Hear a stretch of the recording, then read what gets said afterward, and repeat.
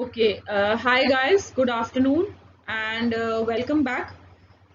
Today I am back with another very short hematopathology tutorial. Before I start, I am really overwhelmed and a big shout out to all of you because we are 500 plus subscriber family now. When I had started this YouTube tutorial in May, I had not expected this, and it was, I think, the end of May when I started it, and it's been 2 months, and we are a 500 strong family now, something which was unexpected for me. Thank you so much for that. And during this course of starting with the hematopathology tutorial, seeing the support, the immense faith you put in me and your support, I have also branched into cytopathology. Again, my motive is always to just share with you my experience and discuss those problems or mistakes that I made as an MD student, and I still make as a fresh pass out. I mean, I'm just an SR right now, so I still make those mistakes. And in my residency, I've learned, I have relearned and corrected myself. I'm just trying to bring those points to you. Thank you so much for supporting me and for encouraging me. I keep receiving your comments, your messages on Messenger. Thank you so much for all your questions, for all your comments and suggestions. It is really appreciated. I thank all those who like the tutorial, even those who dislike it, because each like, dislike, comment tells me where I can improve myself, what is it that is right that I'm doing is correct, and what is wrong which I need to improve in me. So thank you so much for that. And as promised in my last tutorial, although that was a hematpath tutorial and this is also a hematpath tutorial, and those who are listening to these tutorials regularly, they know me and they know that I alternate hematpath with cytopath. But I had mentioned that I'll be bringing to you something on post chemotherapy changes in bone marrow. And why? Because we recently had a case where I had a lot of problems in diagnosing the case morphologically. It was a case of acute leukemia, and it had, I think, it had taken chemotherapy. It had a 1.5 month history of being diagnosed outside, and yes, we had problems in diagnosing it, in diagnosing the post chemotherapy changes which were overlapping with the tumor cell morphology. Some of them were degenerating, some of them were preserved. There were a lot of histiocytes. So, it becomes confusing when you have limited clinical history, when the clinician has not given you the entire thing, and you have to then diagnose such a case without knowing what treatment, whether he did get treatment outside or not, or it was just a plain diagnostic procedure which was performed in the other hospital and they sent it to you, or it is just one dose of chemo which has produced these changes, because it was quite an overlapping picture. So that is the reason I have today prepared this tutorial. So because this becomes very, very, very important in onco centers or in your private practice when you are dealing with onco samples, oncopathology to be precise. So without wasting much time, let us start with the post-chemotherapy changes that I find are the biggest pitfall in diagnosing bone marrow in oncological cases. Okay.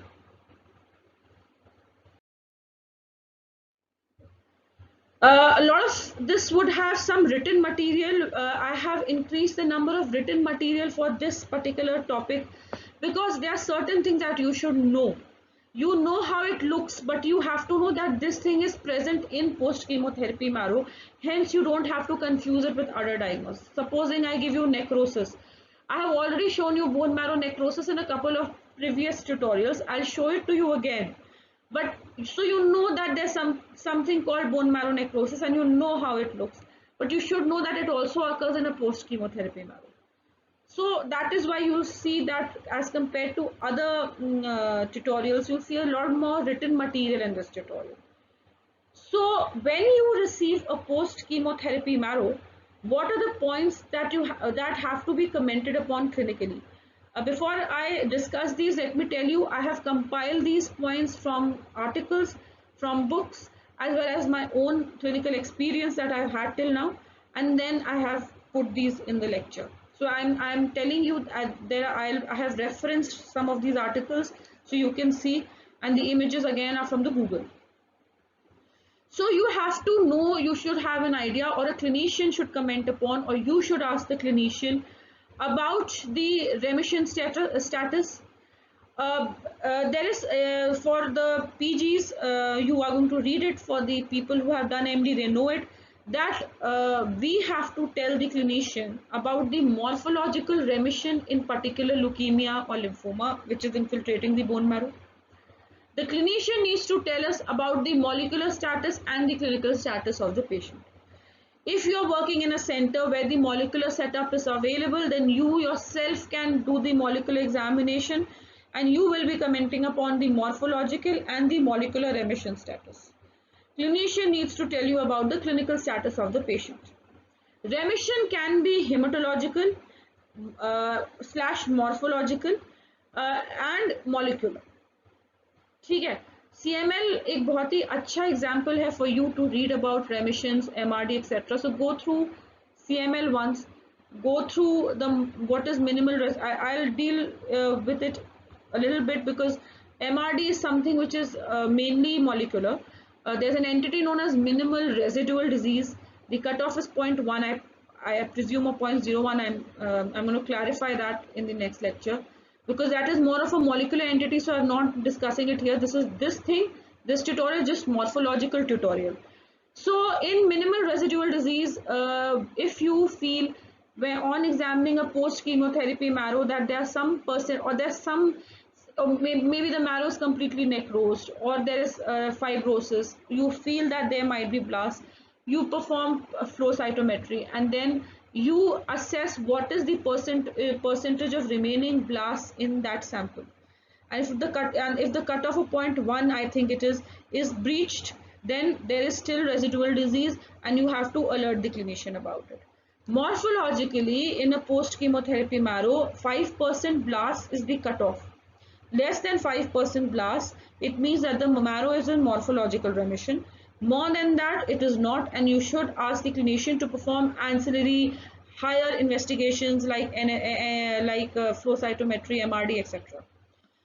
So clinically, the points that need to be commented upon why the clinician sends you the marrow is because they need to know about the morphological remission. Same thing, it will also tell you about relapse or resistance to treatment. Supposing you should know before knowing post chemotherapy marrow is that in supposing ALL or AML or lymphomas, each tumor has a particular chemotherapy protocol, and each protocol has defined days on which a bone marrow will be sent to the pathologist for assessment.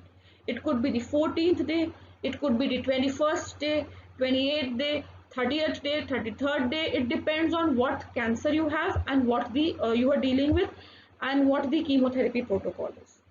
You have to, as a pathologist, know about it. I have not put those protocols in this.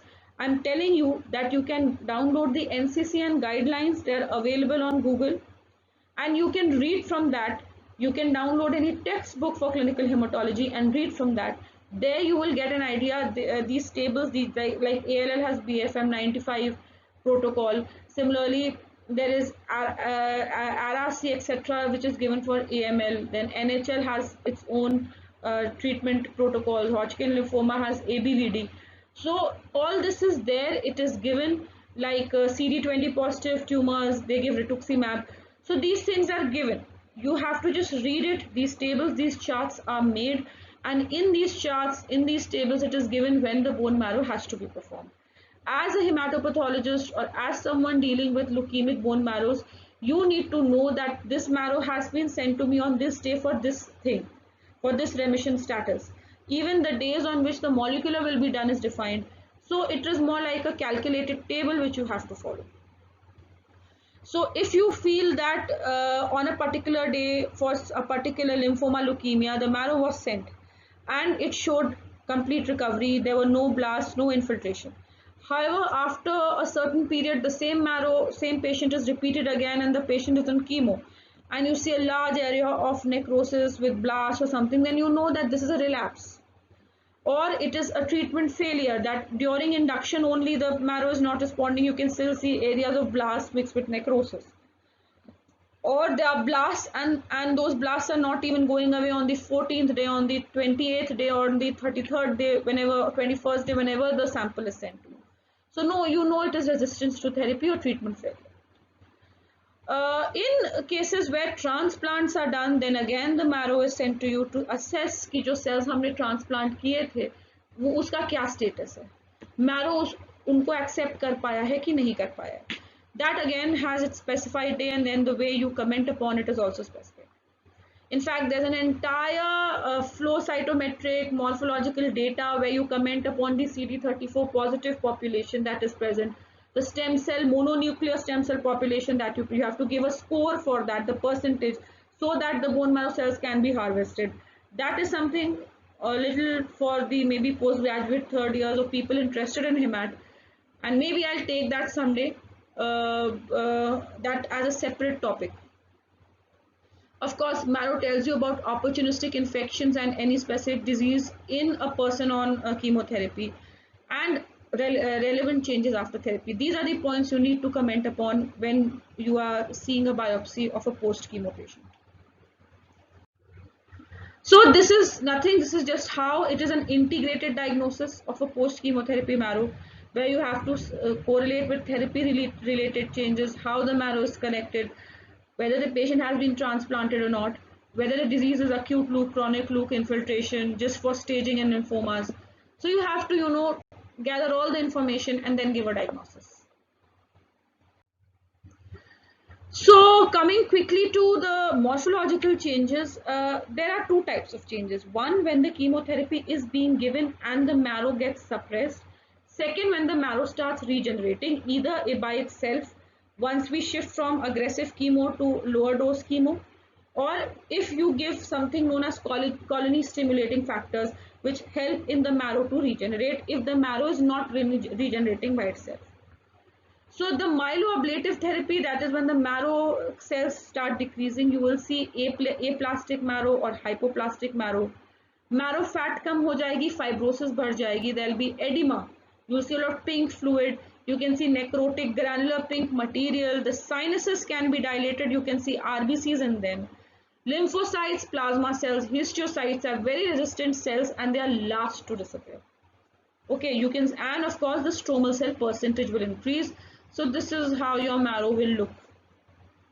Okay, and recovery marrow, that is after your induction phase is over, when the aggressive chemo is over, fine, you will start getting multi-vacuolated fat, जैसा कि liver के steatosis में मिलता है. You will get pockets of multi-vacuolated fat. On this, after a week or so of recovery, you will get granulocytic islands. You will get precursor cells like hematogones.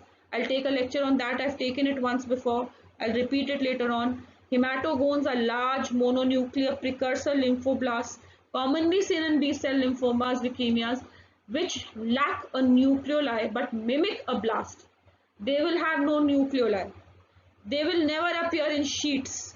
They will appear scattered in paratrabecular areas admixed with the precursors, but to an inexperienced eye, they look like blasts. Okay, very, very important to keep that in mind. Fine, you will get fibrosis, then you will get megakaryocytic clusters. And the bone marrow shows an age-adjusted normal cellularity within 5 weeks. Means if I'm a 50-year-old person, then 50% of 100 minus age, 50% cellularity will be there, and that takes around 1 month or 1.5 months to appear. Okay.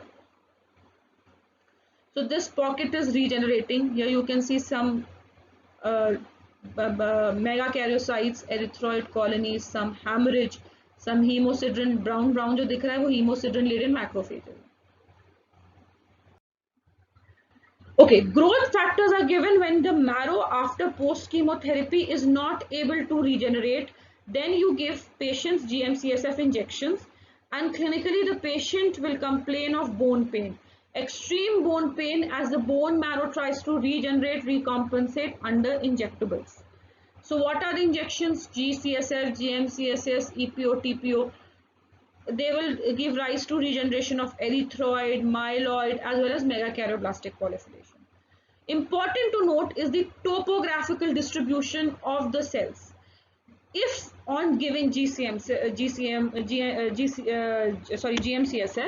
there is a normal topography of these cells. As I have told you, paratrabecular myeloid precursors, interstitial mature myeloid cells, perisinusoidal megakaryocytes, and erythroid cells. That is the normal topography. If this topography is disturbed, then that is known as abnormal localization of immature precursors. If you get clusters and sheets of blasts in the interstitium, then that has to be reported. That can recur. Okay. If it is not so, then your marrow is normal. Persistent aberrant immunophenotype, and again this line just tells you that in each and every case, that is why the date of MRD is fixed. We have to look if blast population is greater than 5%, then does not necessarily equal a residual disease. Okay. At this point I'll just clarify. Before that, let me clarify this persistent aberrant immunophenotype. This is a molecular finding. This second part of this slide shows you when you have to call it not in remission. If the blast percentage is scattered and over 5%, then it might not always be a relapse. Blast should occur in sheets and syncytium. Then only do you consider it a relapse. If you get a greater than 5% population, perform a flow. If in flow you get more than 5% blast, then yes, you can suspect that the MRD is not, there is minimal residual disease and there is no remission. Also, sometimes the second bout of blasts that comes in a marrow, you can get blasts under GMCSF also. That is why they have to appear in sheets and syncytium, not scattered when GMCSF is given to call it relapse. Because GMCSF क्या है? This is a growth factor. Blast से ही sales को बढ़ाएगा, तो blast तब भी मिल सकते हैं, बट वो ब्लास्ट लुकीमिया के ब्लास्ट नहीं है, वो रीजेनरेटिव ब्लास्ट है, क्योंकि मैरो एकदम ये प्लास्टिक हो चुका था. So what you have to do is check for sheets and syncytium of blast, not get confused with reactive atypia, do flow to confirm residual disease, and also do molecular to see if any aberrant immunophenotype तो नहीं crop up हो गया है, कोई दूसरे variety of blast post chemotherapy तो नहीं बन गया. So that is what the second point means. Okay.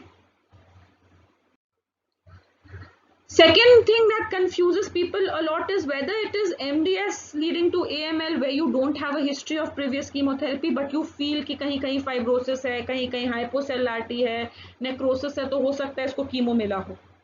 ठीक है. हीमोफैगोस कीमो में मैक्रोफेज की एक्टिविटी बढ़ जाती है, हीमोफैगोसाइटोसिस बढ़ जाता है, डेब्री लेडन मैक्रो, क्योंकि सेल मर रहा है. जहां कोई चीज मरती है तो उसे क्लियर करने के लिए, to clear up the dead debris, you will get monocytes and macrophages. Some leukemias itself show phagocytosis, like monocytic leukemias, ALL, AML. They show tumor cell phagocytosis also, like tumor cells are eating up surrounding normal cells. There might be marrow necrosis, gelatinous transformation, serous degeneration, fibrosis, all related to chemotherapy. But you have to have a history to be sure. Dysplasia post chemotherapy is quite common, and you have to rule out MDS associated AML, therapy associated AML, and just chemo induced dysplasia. Fine. So in a marrow where there is chemo with dysplasia, you might get this kind of karyorrhexis, nuclear fragmentation. You will get a lot of debris laden macrophages. You might get megaloblastic changes.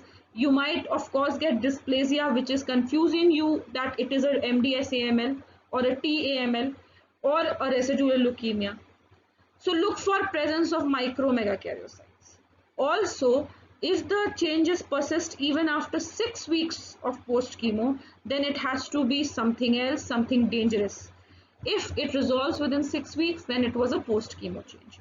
And this is karyorrhexis of RBCs with a blast, and this is all form of dyspoetic megs that you can get in a marrow with MDS or which has chemo in it. So what I do personally is look for other signs like necrosis, serous degeneration, fibrosis, dying blasts, degenerating bare nuclei, macrophages with debris, macrophages with hemophagocytosis. I look for all this if there is dysplasia and then try and correlate कि कहीं इसको chemo तो नहीं मिली है. Okay, so this is what I do, and write a note for the clinician that kindly rule out MDS associated changes in leukemia if there is clinical suspicion for the same, because most of the time the clinician will not give you the complete history. Okay. Okay, this a small short slide on what are the post transplant marrow changes. On day 1 to 28 of the transplant, hypocellularity, aplasia, necrosis. See, this is proteinaceous debris. There's necrosis, there's aplasia, and there's increased phagocytic activity. ठीक है? This is a macrophage with phagocytosis and debris. On 7, this is between 1 to 28 days, all this can happen. Accompanying them, between 7 to 10 days, there will be small non-paratrabecular, मतलब यहाँ पे नहीं, यहाँ पे. ठीक है? Colonies of uniform immature cells, in general erythroid and myeloid precede megakaryocyte. So यहाँ पे इस area में you might get erythroid and myeloid precursors, not over here in a transplant marrow. In otherwise regenerating marrow, you will get myeloid precursors over here, erythroid precursors here. Okay. Day 21, 50%, 21वें दिन पे आपका 50% marrow regenerate हो जाना चाहिए, and 28वें दिन तक सब normal. और इसमें जो एनालिसिस होती है वो काइमेरिक डीएनए एनालिसिस होती है पीसीआर से, टू सी कि डोनर एंड रिसिपिएंट दोनों का डीएनए मटेरियल है कि नहीं. Fine. So this is a post transplant. And then finally, where I told you MRD, this is done by flow. AML के morphological remission is less than 5% blast, no aberrant immunophenotype, no extramedullary disease, neutropenia नहीं है, thrombocytopenia. ALL का MR है hematogones और leukemic blasts, same thing. MR is the same thing कि blast 5% से कम हो, ANC normal हो, platelet normal हो, extramedullary involvement ना हो, CNS testicular involvement ना हो, all that is a part of MR. Apart from that, what you have to see is कि hematogones और blast को differentiate करना है. Go for flow. There's inverted waterfall or J pattern where the markers are CD10, 19, 20, 34, 79 and 99. Since hematogone is an immature cell of the maturation series, you will get the entire spectrum of maturation of B cell when you are studying in ALL, which is in remission. Blast immature है तो उसमें सिर्फ immature marker मिलेगा. CML में marrow बहुत rare होता है. पहले इनिशियली मैरो फाइब्रोसिस होती थी, इमैटिनिब देने के बाद वो भी नहीं होती है. It prevents marrow fibrosis. What you do is every 6 monthly RQ-PCR or qualitative or quantitative evaluation of the BCR-ABL levels are enough to and then you check log 3 reduction है, log 3.5, 4.5, 5 to assess the type of remission. Okay. MDS therapy related ATPR should disappear, as I said, within 6 weeks or 3 months. Otherwise it should be matlab it is serious. And sometimes there is discrepancy in the aspirate and biopsy reports. Why? Because of the patchy regeneration of the marrow. Some कहीं marrow में कहीं necrosis है, कहीं regeneration है. Aspirate में कुछ part आया और biopsy में कुछ part आई, और अगर आपने साथ reporting नहीं की तो discrepancy होनी है. ठीक है. This was just a small table to tell you कि कौन सा stain, phytochemical stain किस loop में लगता है, which I don't think I need to discuss with you. We all know that. So, and in the end, these are some tables I have found from articles not related to chemotherapy, but these are artifactual changes which can confuse you that कि ये chemotherapy change है, कि artifactual है, कि ये actual हो रहा है. तो these are either the staining is suboptimal, particles नहीं है, crushing है, thick smear है aspirate में, clotted specimen. Biopsy में there is another failure, aspiration site से biopsy ना निकले हो या तो ठीक है. Then biopsy can be fragmented, the bone can be broken, decal ठीक से नहीं होता तो जो pink and hematoxyl niacin का जो cortex में hue आता है वो एकदम अजीब सा एक pinkish purplish हो जाता है, and you feel that the child might have something from vitamin D deficiency, fibrosis कभी कभार लगता है जबकि नहीं हो रही होती है because of bad processing, bad biopsy taking techniques. Biopsy can get fragmented. It can be a very small biopsy or only subcortical biopsy. So these are things which needs to be taken care of. And this is one point where in a bone marrow, if you get a lymphoid aggregate, then how to differentiate it's benign or malignant. Benign is usually single, less than 1 mm. Usually in the intertrabecular or interstitial area. Here you can get it in paratrabecular area also. It is well defined. It might be or might not be. It is a polymorphous. It is monomorphous in malignancy. Germinal centers may or may not be present in malignancy. Reticulin fibrosis will be there. IHC perform karo to clarify and do clonal studies. So multiple follicles, a lot of fibrosis, necrosis, monoclonal, monomorphic cells. Think of malignancy, not a benign lymphoid aggregate. Then same thing, common techniques that you apply when you do a post chemo marrow is do light microscopy, do special and cytochemical stain, immunophenotyping, cytogenetics कराते हैं, molecular studies कराई जाती हैं, and the vials for these are either heparin when you are sending it for cytogenetics, EDTA for flow, and molecular again EDTA can be molecular, fish आप EDTA vials में करा सकते हैं. Routine investigation, staining is right in GIMSA. I've told you what kind of medium it needs bone marrow biopsy for processing. So in the end, I would like to tell you about these two articles. One was morphometric analysis of bone marrow post chemo in ALL. They did morphometry, that is proper measurement. There is a software in the computer जिसमें microscope में camera attach होता है. And वो आपके computer पे जैसे मेरा face आ रहा है वैसे इमेज देगा, and then you have measuring tools to measure cell width, cell length, etc.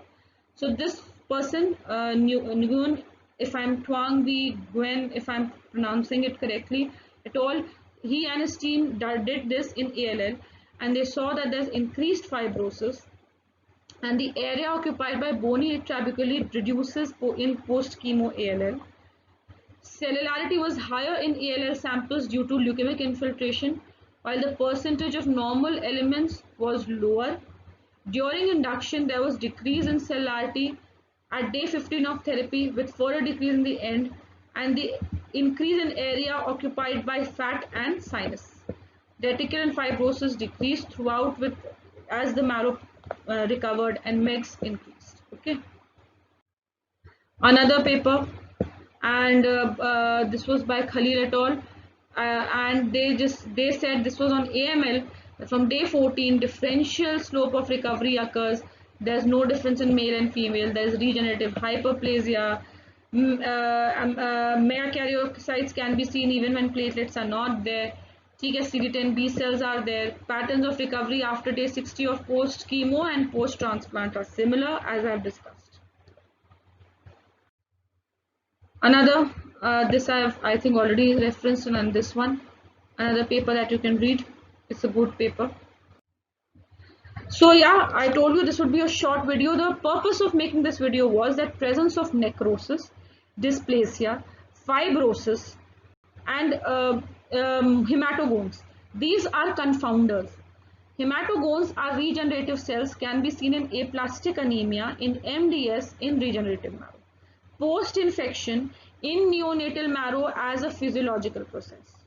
Okay. Fibrosis can be seen in infection, post-chemotherapy, post-radiation, post-poisoning, anything. Serous degeneration, edema, atrophy can be seen post-infective, post-chemotherapy. Okay. So these were the things, and overactivity of macrophages can be seen infection, HLH, can be seen post-chemotherapy, can be seen in infiltration of cancer by marrow. So these changes you have to interpret with caution in a patient who has had chemotherapy. You should ask the clinician for history of chemotherapy. You should ask the clinician for day on which the marrow has been performed. Take the PS of that very day. Correlate it with molecular. Always and always, when the clinician asks you to stage a marrow in lymphoma or to comment upon marrow infiltration, always recommend IHC, because IHC is the gold standard there until and unless the entire marrow has not been replaced by the cells. Okay, so these are few important pitfalls that we encounter daily, and we can't pinpoint, we can't comment upon it because we don't know about it. Hence my aim was to make this tutorial to just sensitize everyone about the post chemo changes that can occur in the marrow.